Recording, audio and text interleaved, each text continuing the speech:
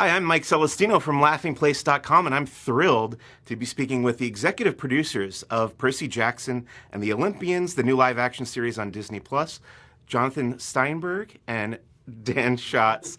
Thank you so much for chatting with me today, guys. Of course, good to see you. So happy to be here with you. First of all, I would love to know how you guys came aboard this project in the first place. Were you familiar with the property beforehand?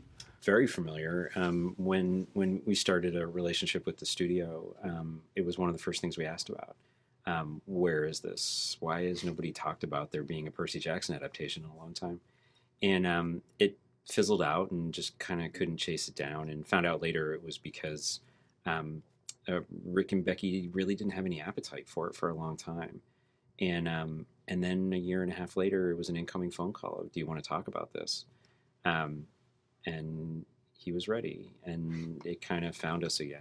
And so it was both something that fell out of the sky and also something I think that had been thought about for a fair amount of time.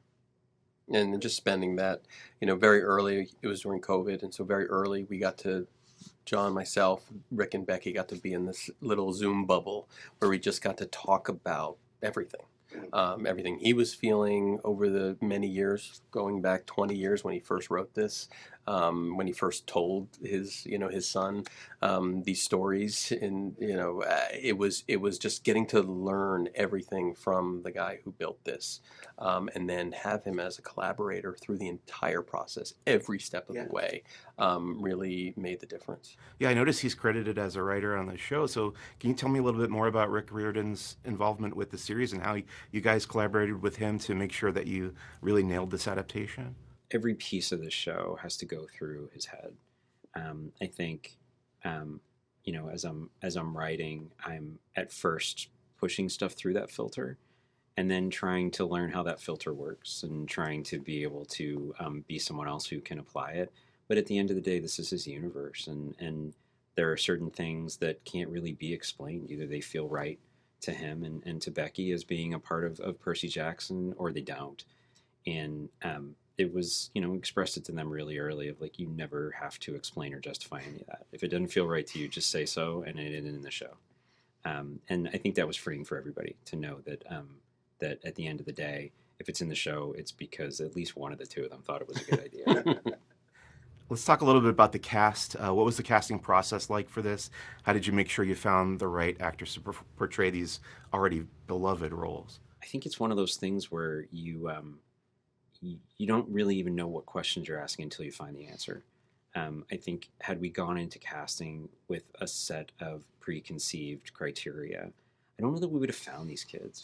I think you're waiting for a kid to deliver these lines and then realize I'm responding to this, and there's a whole host of lights going on in my head of why that is that I wouldn't have known until I heard Ariane tell a joke or until I watched Walker just be the kid he is. And so it's always a little bit trying to keep the bar very high, but at the same time be open to being surprised and to finding something you didn't know you were looking for. And we did do a worldwide search for these kids, but when we saw it, like with all three of them. But you also never know until you get there about the chemistry, like how these kids are in every scene together for most of the season, and it's like, how are they going to work together? And that is, you just hope that it's going to work, and we feel like it did, and also the love they have for each other. There's a bond, they kept that bond for all 160 days of shooting. Excellent. So lastly, we are approaching the 20-year anniversary of the first book coming out. What do you think it is about this franchise, this property, that has kept it alive for this long, and what will keep it going into the future? It's an incredibly timeless story. I think the experience of being a kid who doesn't fit is something that I think every kid understands to varying degrees and with different labels applied to them. But it is certainly something that everyone feels. And I think the idea of hoping that those things that make you different will be special one day is this just the other side of the same coin. It's a story that when you read it, you're not surprised that hundreds of millions of people have connected to it. It just has something to say to everybody. And I think it's been on the bestseller list for 800 straight weeks For or forever, something like yeah. that. Something ridiculous, unheard of. And I think it's because it just is, everybody has access points to it. Everybody can connect to it somehow. And that hasn't changed for 20 years, and don't see it changing for the future. Absolutely. Well, congratulations on the show. Very excited to see the reception that it gets, and looking forward to seeing more episodes for sure. Awesome. Thanks Thank for you very chatting with much. me, guys. Great to meet you. Good to see you. Thank you.